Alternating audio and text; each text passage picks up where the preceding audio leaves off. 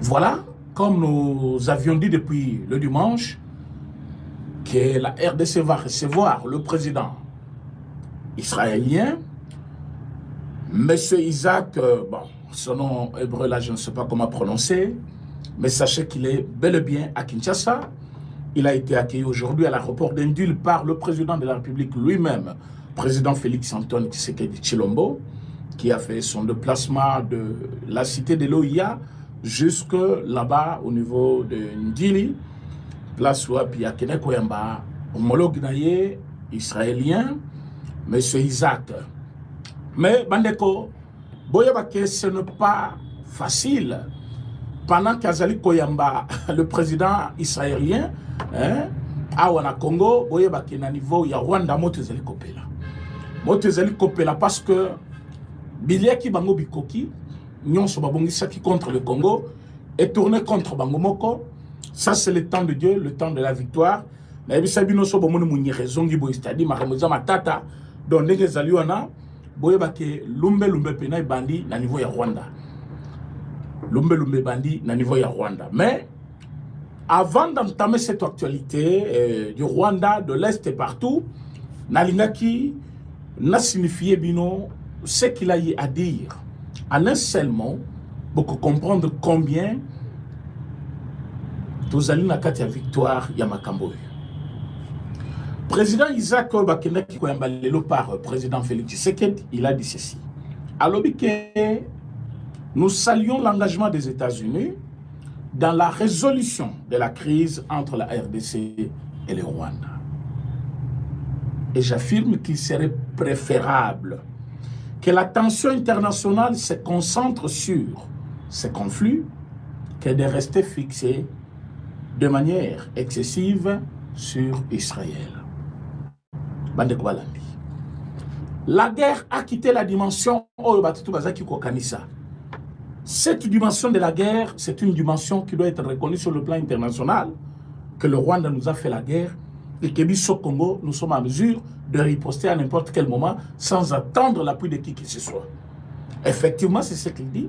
Ces conflits méritent l'attention internationale que Bato Bazali Kobundisaye, avec les yeux fixés sur l'Israël de manière excessive, Bangoba s'est tourné contre Bato Bazali Kobundisaye na Congo, Bazali Kosalamabe na Congo sans cesse.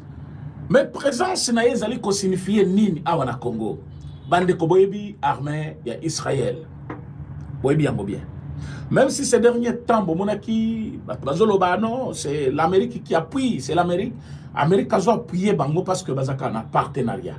Je ne pense pas qu'Amérique a un partenariat avec Israël par rapport à dans le néant comme ça dans le nul. C'est un pays puissant avec une armée bien disciplinée, bien coordonnée, une armée très forte. Et c'est comme ça, Basalaki, partenariat à Bango. Et chaque fois qu'il y a des problèmes à niveau, il y a les États-Unis, Israël a intervenu. Et quand il y a des problèmes au niveau de l'Israël, Bango peut côté na Bango, Bayaka peut intervenir. Voilà pourquoi président Donald Trump et président Isaac, le président israélien, Bazali ont travaillé ensemble de temps en temps dans Makambo et tel conflit entre les deux pays. Mais regardez ce qui se passe aujourd'hui. Du côté de, comment on appelle, Rwanda, mais c'est le chaos. C'est le chaos. Parce que Bayebi que Mindou qui est à Israël, on peut pas être bénéficiaire un moment. Tatawana ya ONU, comment il s'appelle? Comment il s'appelle? Le secrétaire général au Akenda Kiboso, ou ya ONU, comment il s'appelle? À combien d'ambassadeurs quelque part là, je ne sais pas. Alors, Baki, armement, il y a M23, tu évites Utakawa, puis armement moko sophistiqué, tu évites Soki, même Bissoni, tu as la face dans Batouana. Bande ko sympa que Baïba quitte, Baïba qui me baboya qui n'est côté ka partenaire na bango. Na minute le président lui-même au Congo, après avoir parlé avec le chef de l'État congolais, le président Félix Tshisekedi longuement, après avoir parlé avec Donald Trump longuement, Aye Siko Yakoleka vers Zambie. Guterres, merci beaucoup. Guterres avait confirmé que l'armement, il y a M23 baby côté Utakate. Mais bayebi bien, en dehors de France, Pologne et les autres, armée, il y a Ibélé, il y a M23. Et ça qui Kouta, na Israël. À un moment donné, Congolais, nous ne sommes pas d'accord avec ces gens parce que nous avons appuyé Rwanda. Et ce n'était pas faux. Ce n'était pas faux. Beaucoup des Congolais, que Israël n'était pas avec nous. Mais c'est là où, quand on dit aux Congolais, il faut féliciter Fachi. Il y a des gens qui pensent qu'on exagère. Il y a des gens qui pensent qu'on est en train d'aller... mais moi, je vous dis, c'est vrai. Fachi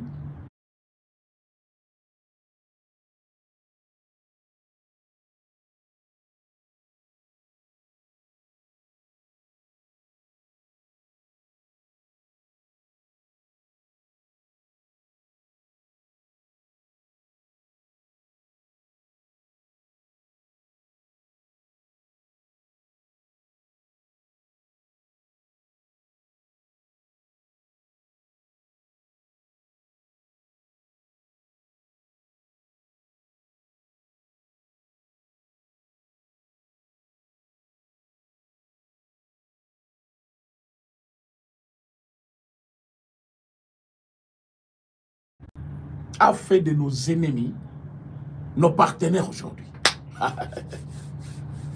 Fachi a fait de nos ennemis nos partenaires. Maintenant, vous allez comme mon président hein, israélien, monsieur, comment il s'appelle, Isaac, Koyana Congo. Parfois, Donald Trump, c'est pour bientôt. Bokoye Kayango. Maintenant, on va aller Salidio, va appuyer Congo. Parce que comme Donald Trump, il se présentait comme étant hein, maître na minute oyo. Atteindre d'abord Moutunaye Kende. Tellement Tamboukouné Zaboy. Armement toutes sortes de choses là. Ce que dites-moi, Rwanda peut s'en sortir par quel moyen? Yango lobby. Tobimi Saki 3 avions de chasse. Sur combien?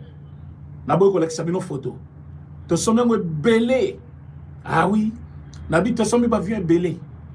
Mais lobby to Saki 3 na tobeti nango tour na Kashobwe. Tobeti tour Lobumbashi Mobimba. To kamati mibale mususu toke na Mosco na Goma. Et beti tour na Goma, et beti tour na Goma. Ale tolekelisco par Rubavu, Giseni, tout ça, likolo ya Rwanda, tout ça likozonga. Mais panique totale na niveau ya Rwanda. Batoazo qui m'embango dans les vides. Et vers 18h, bon munisco na mulili wana, moi mulili bandi kokota, na kati ya Kigali, ba munisco likolo ba minda ya rouge ezopela, minda ezopela. Avion zaliko circuler. Je viens congolais là quelque part dire c'est une façon de gaspiller l'énergie. Bah pilote wana, bazolemba pour rien au lieu à frapper. Et puis bino basombi biloko bozola kisango, tozola kisate. Moscou atandaka mituka na ye, atandaka ba minduki na ye atandi yango parti par là. Chine atandaka minduki na ye, ba nouvelle invention na ye, biloko asali sikatandi yango partout. À une force, il faut une force. Rwanda pas l'accès, biso armement na ye. À un moment biso il faut te dire Rwanda voilà de quoi nous sommes capables. Au monde de les calicolo na bino, soto bito lâché à wa Kigali ziki. Mote peli, ba réunion d'urgence c'est bandi. Kagame lobby, je sais que ça sera dur pour nous, mais nous ne devons pas laisser. Wana lobby n'a pas quoi bisabatonaye.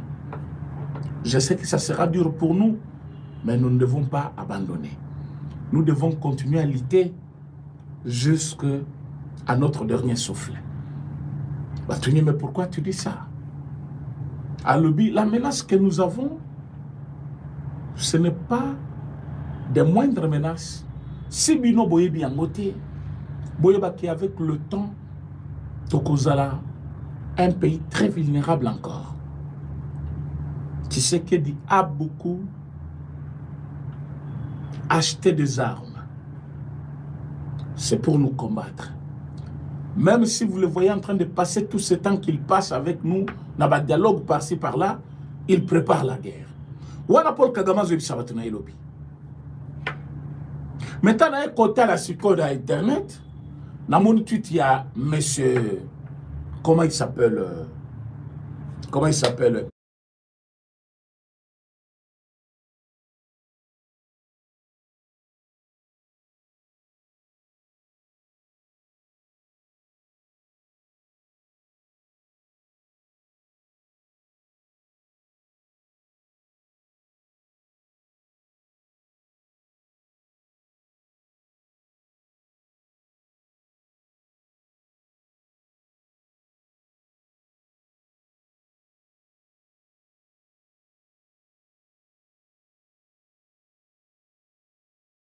Bisimwa lobby, biso tozali awana kati ya Qatar, na Doha. Tozali causer la délégation à Kinshasa baya. Tozali causer la délégation à Kinshasa. Mais biso ba toujours de la délégation à Kinshasa. C'est comme si bango kuna bazali ko continuer ko frapper. Est-ce que délégation na biso kenda ki ona no kendekiti? Ou na délégation ezalaki, il fallait toi ajouter peu ba élément ya sika. O ba kosala musala kuna na batu na biso. C'est là où que vous allez comprendre. M23 na biso est commis na ikar ya monene. Mangos ko batikale awa. Sotomati. Distance est commis entre les deux. Distance peut y amokete. Babandis ko kolela. Babandi ko comprendre. Depuis 6 mois, Kenda qui n'a pas une émission depuis la semaine passée. Et maintenant, il vous dit quoi? Depuis tous de la délégation à Abaya. Mais vous êtes là, vous travaillez avec les Qatariens, le ministre des Affaires étrangères, le ministre de l'Intérieur. Ils sont là avec vous. La délégation ne viendra pas travailler avec vous. La délégation, vous allez en face de vous. Pourquoi vous attendez ça? Mais il dit que biso tous les délégation. Mais bango kuna bazo continuer à frapper. Ah oui. Vous occupez illégalement nos territoires. Frappe ya Congo sur vous. Et j'en a violation mon côté, ni la liberté, ni droit quelconque, ni consigne, ni terre. Oh, c'est le fait. Frappe ya Congo ezali légitime à ko frapper jusqu'à ko récupérer bamabele na terre naé, bino vous allez ko occuper. Mais c'est une façon de se faire encore plus victime. C'est pour se faire victime parce que va comprendre que volonté ya yemei o ya zakuna côté ya Amérique ezali akosila na petit wana.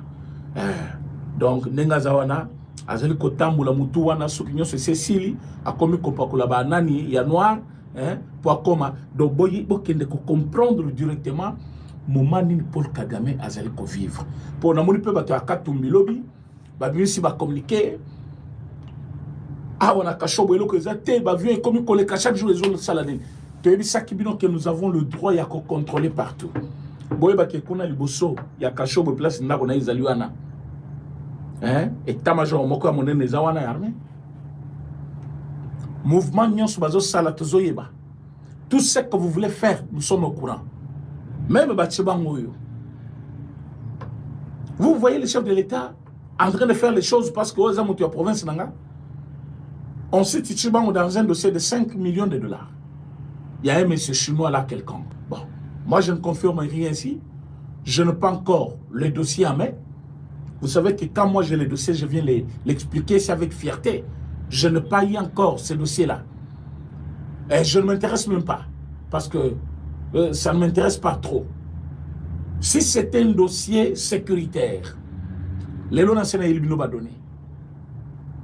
Si c'était un dossier qui touchait directement à la sécurité, la nationale va donner. Mais si ça tarde et que Zalipé n'a très beaucoup de sécurité, n'a pas kaka. Mais parce que na yoki, na ba version ezali koya mingi, ezali domaine moko un peu réservé, na ba juge, na ba tumususu ba que nous sommes ça na bango, ce que réellement une partie a été lésée, ba escroquer, ba zouye mbongo, ba peso alinga kité, ba carré minier autre chose, exploitation, ce zana sans sona, je ne m'intéresse pas. Ma kamwana général Tibango Azali militaire, général Yamboka Nangai, ceux qui bakangi pour un motif de sécurité, tout enquêter davantage. Mais ceux qui ont un commerce, vous voyez que ça n'a pas très même avec le service que Azali ko jouer. Donc je ne suis pas là pour parler de ça. Yango, bataille peut bayeba. Oh bazala katou moment, bakangi général wana. Posa mutu ya est. Le lot général ya kasayi wana. L'unique général célèbre azala ki wana. Wa sala kapé bruit mingi yewana. Mais bakangi azaka sayen. Yo ki na kasayi kuna balobi bakangi po azaka sayen. Bakangi bazo samisaye. Tokoyo kapeli kamuloko la bino nyonso na ba media tango ekobima. Au cas où ekobima bongo te ke ba garder nanu tokoyeba pourquoi bakangi général Tchibango. Mais tout ce que vous attendez là, n'a pas yoki yango. Ils ont la version belé maintenant. Maintenant, la version est belé, tellement est belé. Je ne peux pas venir ici vous dire quelque chose dont je ne suis pas sûr. Ce n'est pas René. René, quand il vient, c'est avec de détails, avec de précision. Quand René vient vous parler, il vous parle. Quand je vous dis qu'il y a un avion de chasse, il y a Congo et Mataki Lobby, parce que je suis sûr de ce que je vous dis. Parce que je vis les avions combattants. Mais quand je viens ici parler de John Tshibang, il faut nous avoir information sur John Tshibang. Il faut nous avoir information sur John Tshibang. Donc quand nous parlons des généraux là de l'Est, les corrompus qui ont toujours vendu le pays, qui acceptent souvent le moyen, il y a Rwanda pour côté Kamboka, Naya Kapeko Sabino, Talandé Basali, Talandé Balobi, voilà. Mais pour le moment, Boye Bake, Tozali Kolobela, tristesse, il y a Rwanda. Rwanda, comme on a scoliwa et Poussan. Après réunion à Boutou, Balobi, il y a 4 jours, Donald Trump venait de menacer. Maintenant, après 4 jours, 7 jours, il y a un monsieur plus proche de Donald Trump bien sûr, qui vient d'atterrir à Kinshasa. C'est quoi les dessous des cartes? Ils veulent m'éliminer et m'écarter. Soyez prêts et combattez. Quand quelqu'un commence à parler comme ça, on dirait comme ma dernier souhait naïe, on dirait testament comme on dit que la bana, ajoute que la moba rwandais, on dirait mutusko amoni liwa naïe, parce que tant que tu es bisaki Paul Kagame, bilo kozoloba, bilo kobozo bibisa monoko na bino, manque d'estime vers le chef de l'État congolais, vous êtes en train de vous tromper 1000 fois. Le président congolais n'est pas celui dont vous êtes en train de traiter comme vous pensez là. C'est un président qui va, dans peu de temps, vous montrer de quoi il est capable. Fatché béton. Mais botala on dirait, ce qu'on a pile na miswa na minute ba komi ba saliboy. A Fongoli, a tali document ya menace ya Donald Trump. A saliboy a Fongoli, a mon Israël na Congo. A saliboy a Fongoli, à mon roi du Qatar na Congo. À Salibo ya Fongoli, à mon avion de chasse. Donc, bazo a pena comme dessin et zo comme réalité. Bazali comment leur sort se dessine maintenant. Donc, côté Bazali va comprendre que ma camusque qui est grave. Pour vous les Congolais, c'est le moment de comprendre que le travail de Félix Tshisekedi est en train de payer. La diplomatie agissante est en train de payer. C'est le moment, bah, Congolais, au Baza qui n'a doute, va comprendre que l'ennemi, il ne fallait pas. Vous allez qui n'a bien Tongo pendant que Moule Bandai commencé, vous comprenez qu'il y a un gros parce qu'il y a eu aussi perturbation et connexion. Nous voici une fois de plus encore, Liboso Nabino, pour ce numéro de décryptage sur l'actualité politique. Il y a République démocratique du Congo. Bandeko, la destruction dévastatrice de 8 compagnies. Hey. L'annulation de Doha, les M23 dans la confusion totale. Qu'est-ce qui se passe au juste? Dans le Bilabino, la destruction dévastatrice de 8 compagnies. Ah, Tozolo Banabino, Awa, Bandeko, Bertrand Bissimo, Yakolela. Sultani Makenga Yakolela, Paul Kagame Yakolela, parce que Tobandisco Kosimbe Siko et Salaka passe na système Toyebisaki Kagame toko utiliser peka ba formule na yo. Ba formule no zalaka ozo négocier na mutu mais ozo contribuer ba magui. Toko betali solo ndenge Toyebisaki binoke Saint-Pierre, CH4 à Mataki. Sikoi 25 na 35 ba Mataki. Surtout que toza doté les sous na ba Sikoi ya billet o wapi et outi na Égypte. Après mon konzamboka koleka voyage na passage na Égypte. on nous a doté biloko ya motuya, c'est ce que nous allons parler naba congolais. Bo aimer vidéo, bo commenter, bo partager ba lien. Nalobi na bino, bo aimer vidéo, bo commenter, bo partager ba lien. Bandeko ba congolais.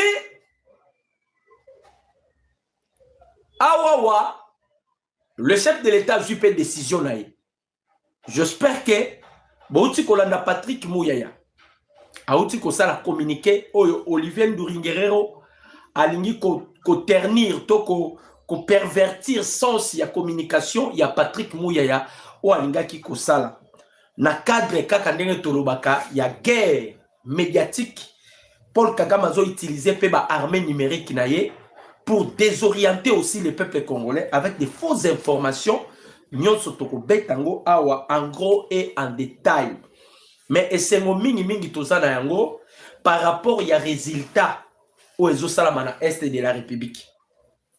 Par rapport à résultat oyo bawazalendo bazosala sur le terrain, oyo les FARDC bazosala sur le terrain, par rapport à résultat aux Ezosalema. Donc nous sommes vraiment dans la joie parce que toebisaki Paul Kagame et loko elekitika eza raté. Kagame ngai kotika te.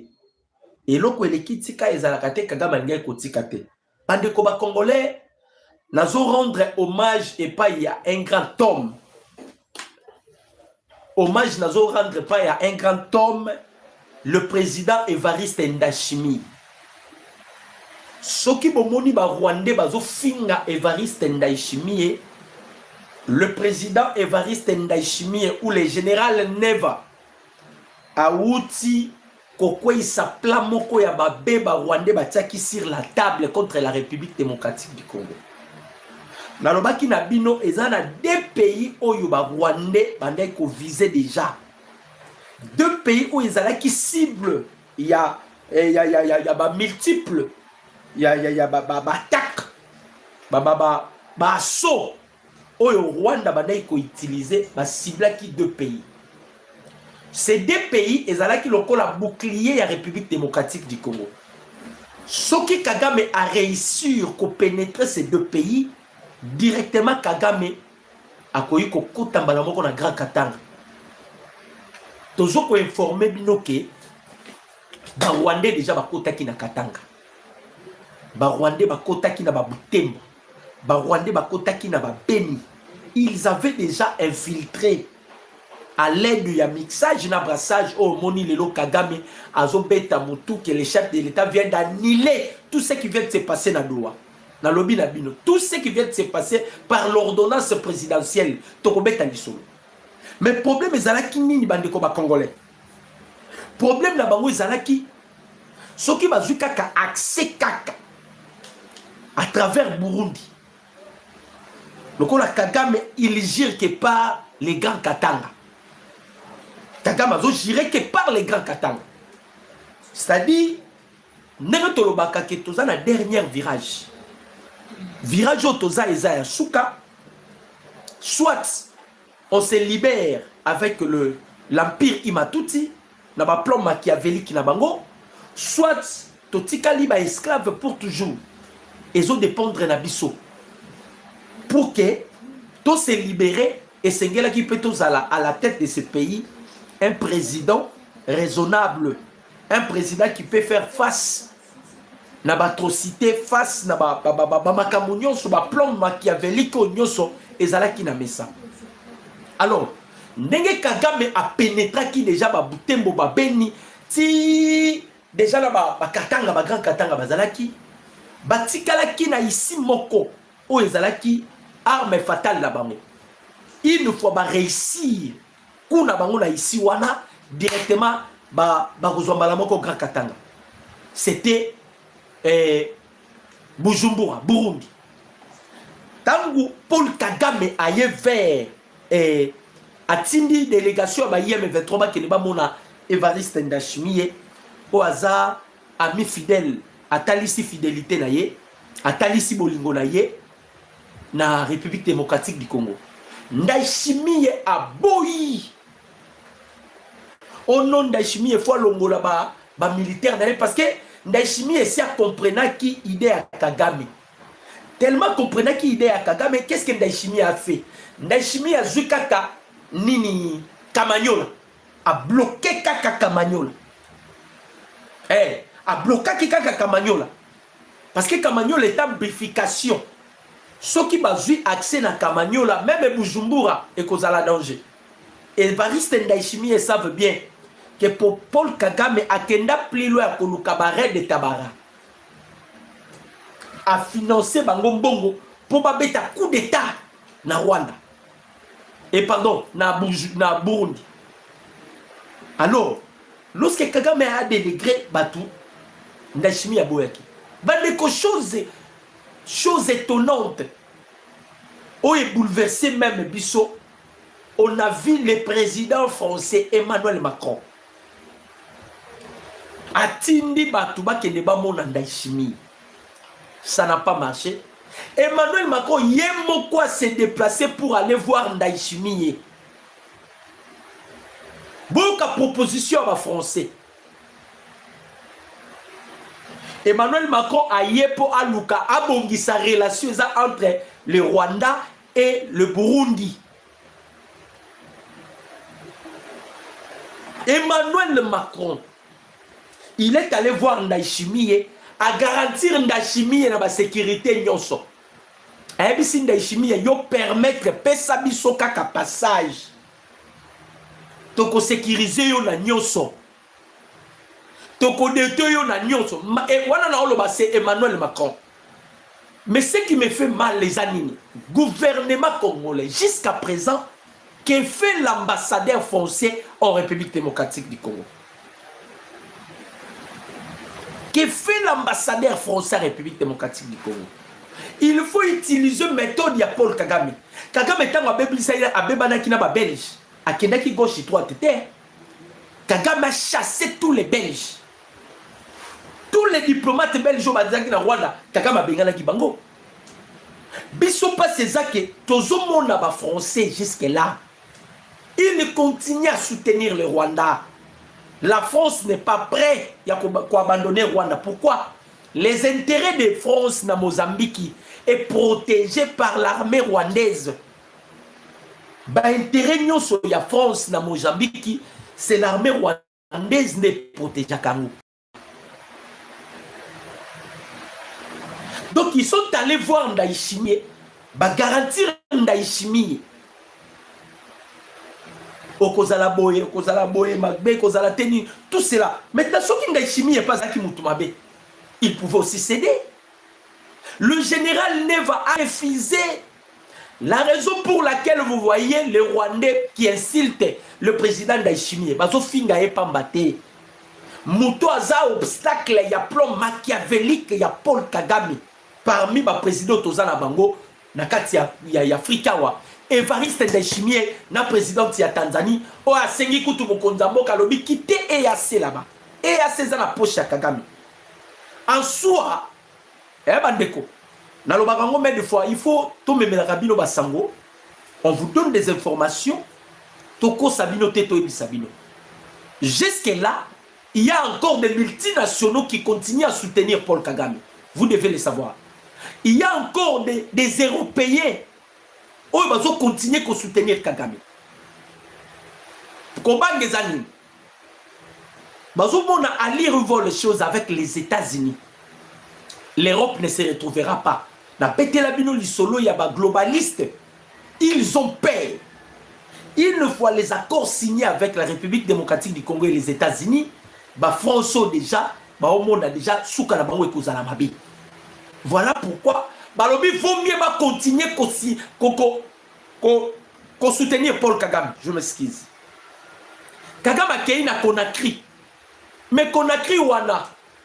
Ce président ko ya Conakry wana ya Guinée wana. Guinée wana.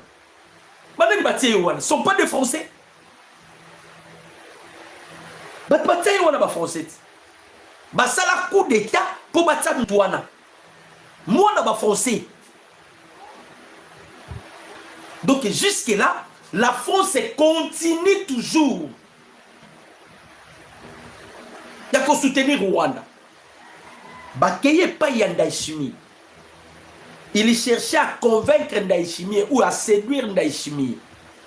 Le président Ndayishimiye, azalaki catégorique à Boyi. Il a refusé. À Boyi. Parce que Evariste a yebi bien. A yebi sara bango déjà. Tant qu'on a supplié bino bobo moto yo, bon ko bobo moto yo te, on risquerait y a quoi atteindre guerre régionale. On risquerait. Y a quoi atteindre guerre régionale. Donc a nazo yebi sabino awa makambu ya doa déjà si elali. Makambu ya doa et si elali. Par rapport à la ordonnance présidentielle qui a été au Etangamaki lobby na RTNC, cela prouve que tout ce qui s'est passé dans Doha est quoi. Ah, on a eu une binoti sikoyo délégation ya ba IM23 ezaka na Doha. Tisikoyo délégation ba IM23 za na Doha. Basa kuna na Doha. Ils attendent la délégation de Kinshasa. Oh, bah, bois qui va rejeter, bah, bloc, on a dit sur ma bêtise. Même les Qatar, bah, fournisseur, il y a Bitumba, il y a Est de la République. Donc, il y a des Congolais, niveau où il va pénétrer Kibiso, niveau où il va pénétrer Kibiso, Ndamba Aka Malam. Kagame, il se croit encore fort parce qu'il a encore certains soutiens. Donc, Awawa, Yango Moni, président Félix a qui la style nini. Toyoto solo là.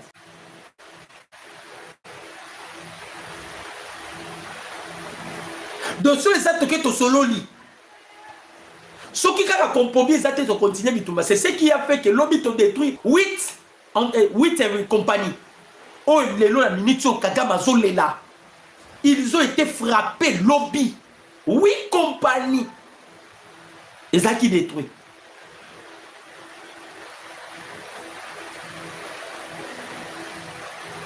Tout ça, même j'ai eu bango bazala qui nango.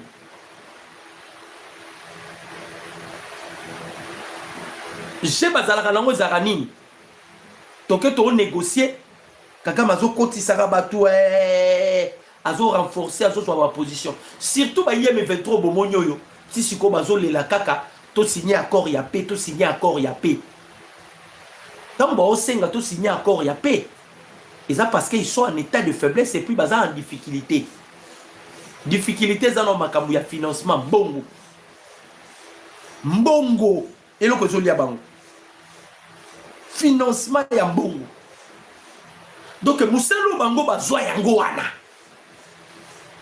Est-ce que le président Tshisekedi a copié style Yagé à Kagame? Vous savez, les deux entraîneurs sur terrain, Bitumba Ming et Zalara Roé, j'ai adversaire Nayo. Et ça, football. Le président Tshisekedi, si à Loba Yango Kala. Bonjour, papa Nanga Paul Mbouya, Namonio. Papa Paul Mbouya, dans mon yo. Kagame si. Non, le président Tshisekedi ici à Loba Yango na LCI. Tant que vous avez humilié Emmanuel Macron, président français. Le président Tshisekedi a dit que tu as un cas des dames. Donc, problème, tout ça, on a Rwanda na minute.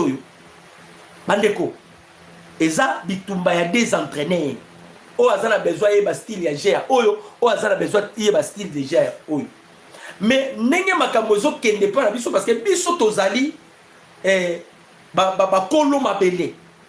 Babia mungo bakenda koloba ke nani Belge bazwaka parti ndambu ya Est bakotisa mo par force. Pardon, parti ya Rwanda bakotisa mo par force na République démocratique du Congo. Sont des malades. Sont des malades.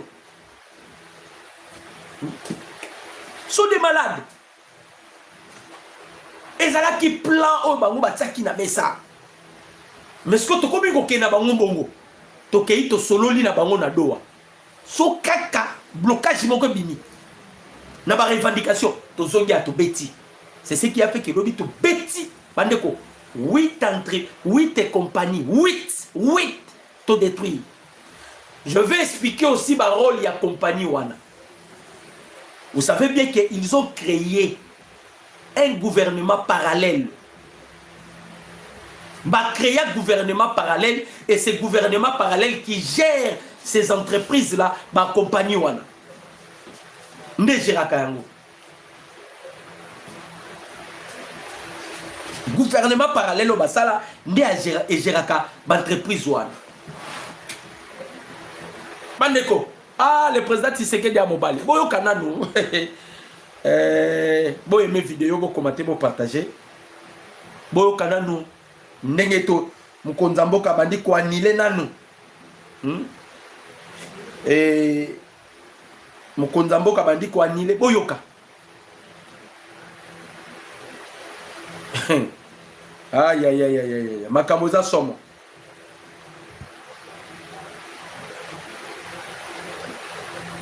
Mukonzambo ka osala blagite. Tozo sala blagite.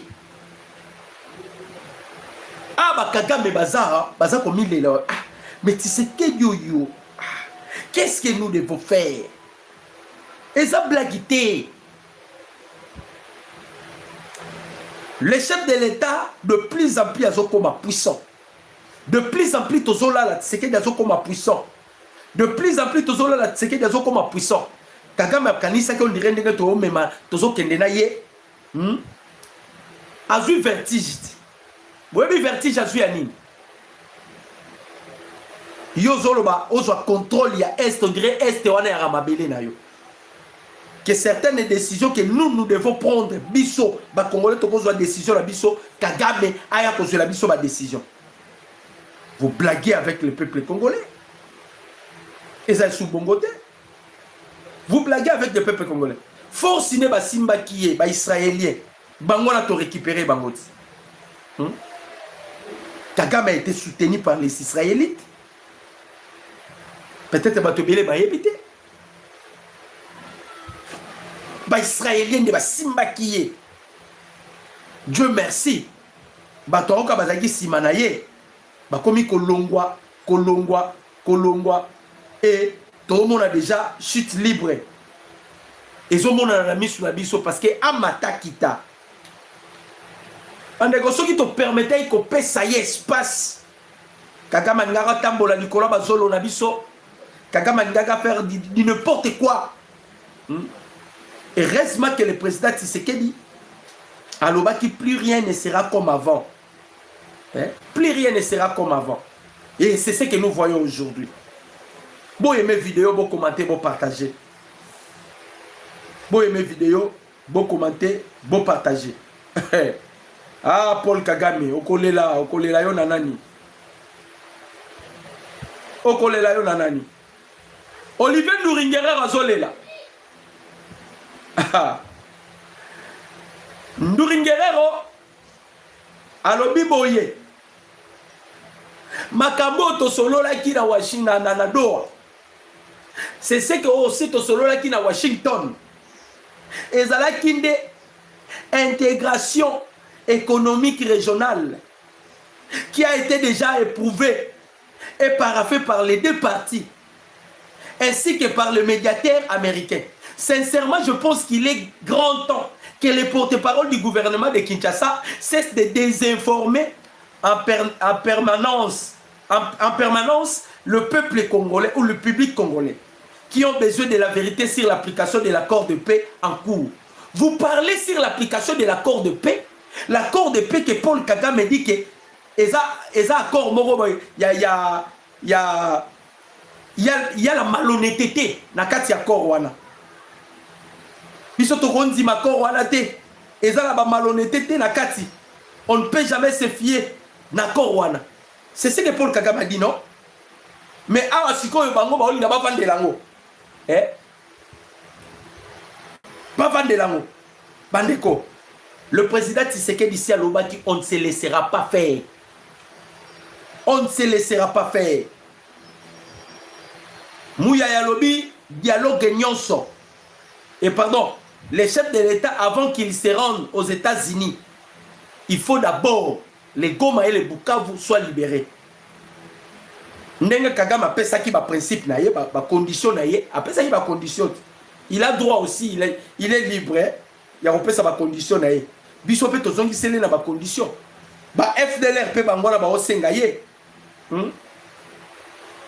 Ba FDLR ba osenga ye pe. Ba solo lati. Andima ba solo.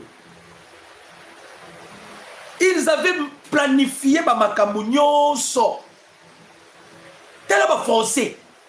Va créer conférence de Paris pour la région à Grand Lac. Na minoko na bango bazozanga te kolobela makambo ya paix. C'est ça non?